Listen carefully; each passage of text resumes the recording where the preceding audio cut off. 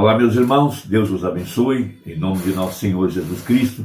Para mim é um grande prazer e uma grande honra poder estar aqui para mais essa conversa. E hoje eu quero continuar meditando no livro de Juízes, no capítulo 6, especialmente a vida de Gideão, pois a vida de Gideão é um paralelo para os nossos dias. Como disse o livro de Eclesiastes, o que é, já foi, e o que foi, é o que há de ser. De forma que nós entendemos que Ele é o mesmo ontem, hoje, eternamente, e que Deus não muda, e Ele é a palavra. E nós sabemos que a terceira etapa para nós hoje, como foi nos dias de Jesus Cristo, é a revelação de Jesus Cristo em carne humana, hoje em nossos dias. É o que nós chamamos a terceira etapa. E é isso que está dando vida eterna aos crentes. Jesus disse em São João 17, verso 3, a vida eterna é essa, que te conheçam a ti. Então, o conhecimento da palavra, que vem através da revelação, e isso só pode vir a um povo eleito e predestinado, porque Jesus disse, ninguém pode vir a mim se o Pai o não trouxer. E todos nós sabemos que Deus vive em sua palavra. Jesus disse, minhas palavras são espírito e vida.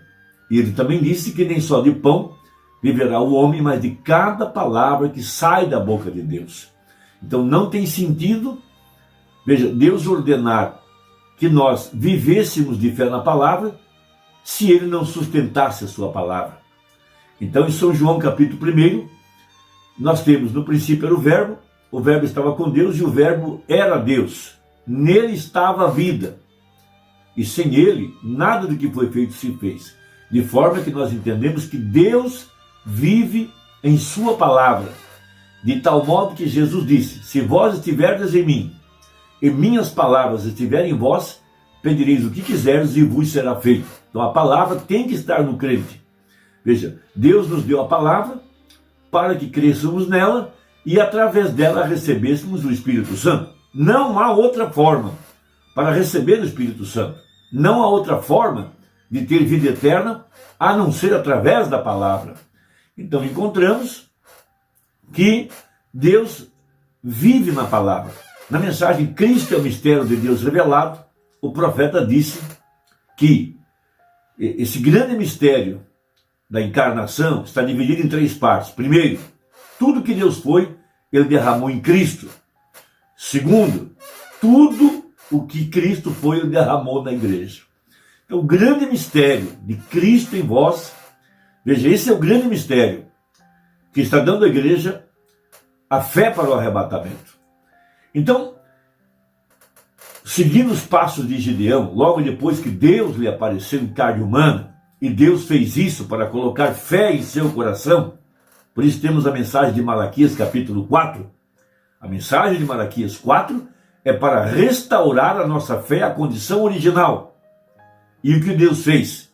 Ele desceu aqui, no ministério do Filho do Homem, para restaurar a nossa fé à condição original. Veja, a árvore da vida, fora do jardim do Éden, a palavra encarnada, porque Jesus houvera dito, eu sou o caminho, a verdade e a vida. Veja, o caminho, 7 eras da igreja. A verdade, veja, a verdade de sua palavra.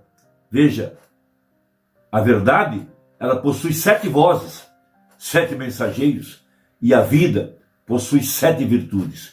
Então essa grande verdade da Escritura, as 7 eras, para cada era um mensageiro, uma voz, e para cada era, para cada voz uma virtude. Nós estamos agora no topo da pirâmide, o amor fraternal, Deus mesmo, tomando forma humana. Então, Gideão, veja, primeiro ele foi escolhido por Deus, segundo o profeta, porque ele era um homem escriturístico. Ele queria um Deus escriturístico e que apresentasse sinais escriturísticos, e por isso ele pediu uma prova, ele pediu um sinal.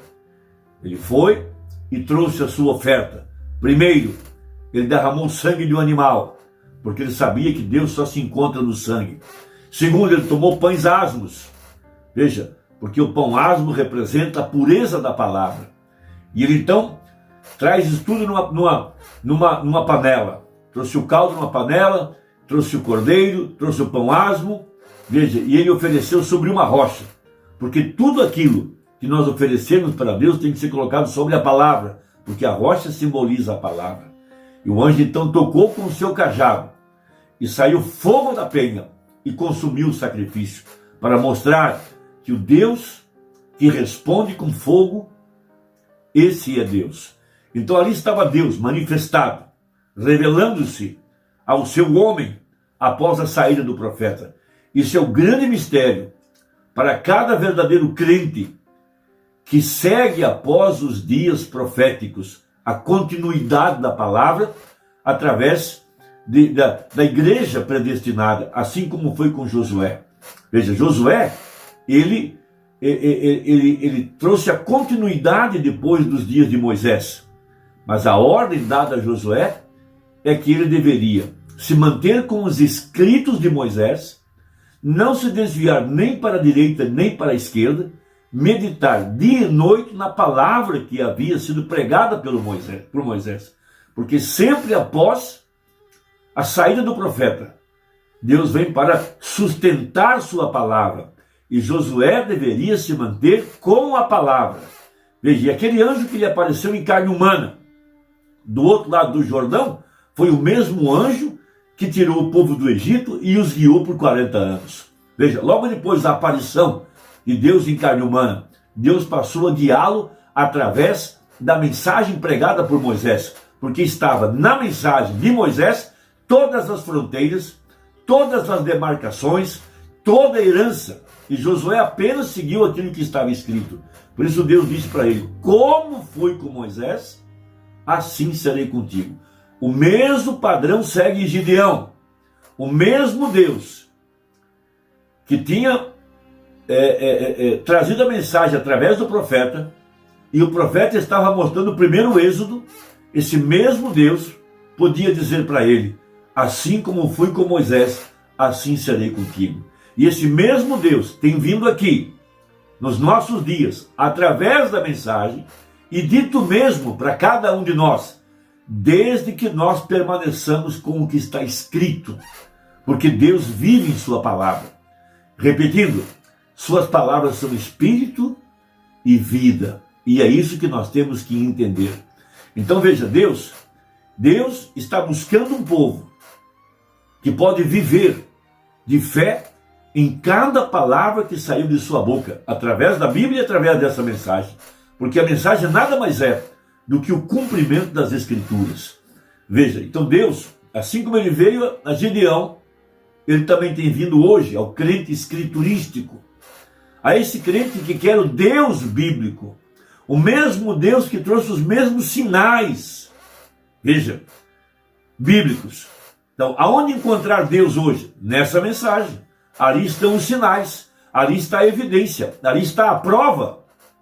Essa mensagem nos levou à presença de Deus.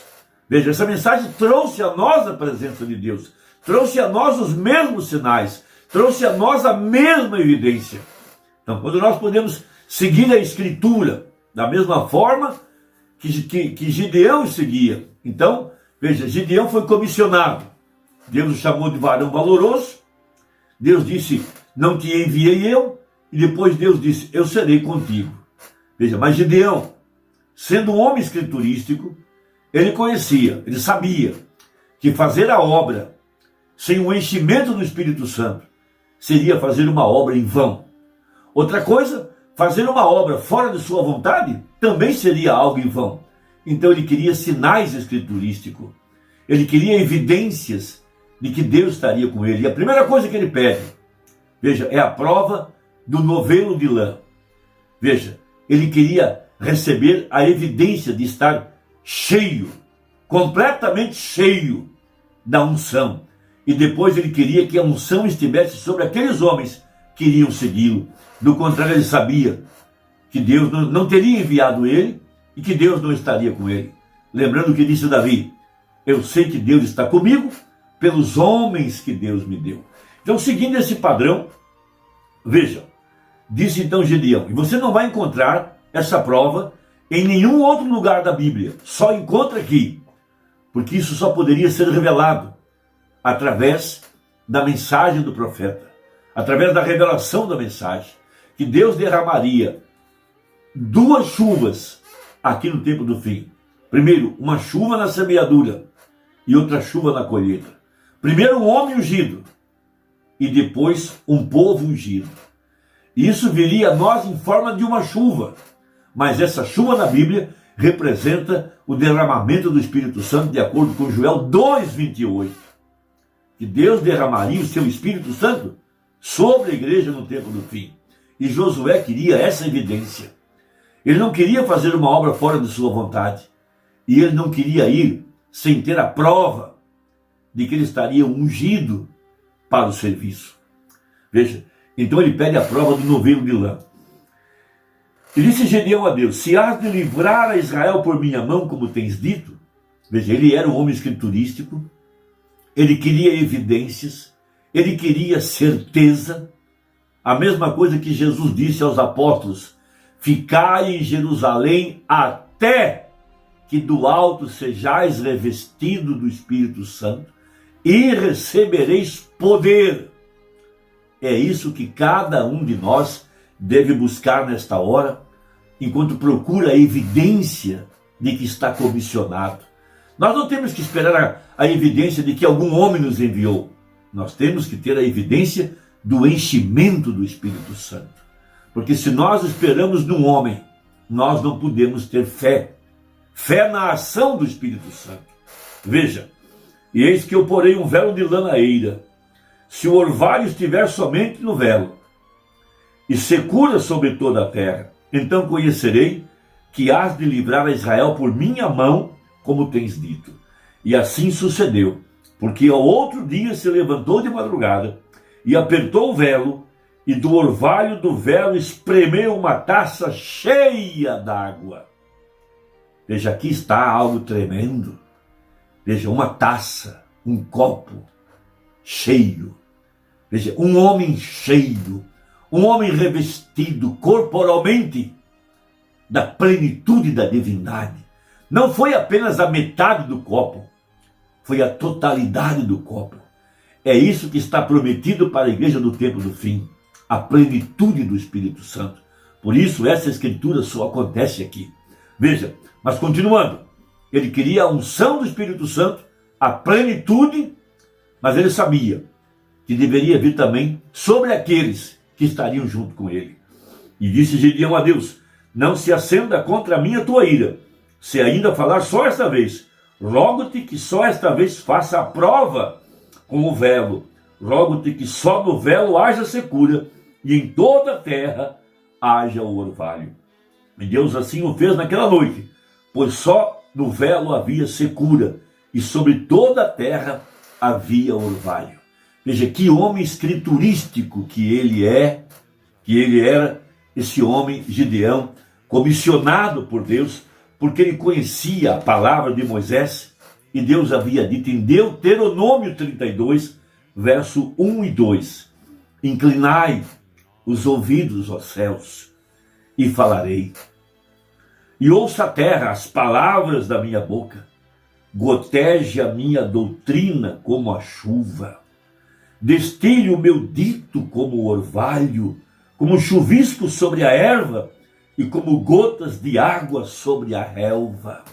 Veja, essa era a escritura, e ele queria ter certeza de que isso estava sobre ele e sobre os homens que estavam com ele, porque ele conhecia a escritura, ele tinha visto o desastre que foi a peregrinação daquele povo que saiu do Egito atrás de Moisés, porque a unção, o orvalho, estava somente sobre Moisés e não estava sobre o povo. Veja, eles não podiam crer na mensagem de Moisés. O mesmo disse o profeta quando abriu os 7 selos. Ele disse: agora 10.000 dos meus amigos irão embora. Porque de que adianta a mensagem se não há quem creia nela? Então veja, após a saída do profeta, um homem escriturístico agora, por isso a glória do segundo templo seria maior do que a do primeiro templo. Então ali estava um homem que conhecia a escritura, Veja, Oséias capítulo 14, verso 15, Deus falando: eu serei para Israel como orvalho. Então Gideão conhecia a Escritura, ele queria essa unção, ele queria esse revestimento, por isso Deus lhe deu a prova. E você não vai encontrar essa Escritura em outro lugar. Veja, essa segunda cavalgada, veja, agora uma igreja ungida, para crer na palavra, para reprofetizar a mensagem. Mas Deus queria ter uma igreja para receber a palavra, uma igreja para crer na Escritura. Irmão, que isso possa nos ajudar nesta hora. Que Deus te abençoe, que Deus possa confirmar em teu coração a verdade da palavra. Até a próxima, se Deus quiser, em nome de Jesus Cristo. Amém.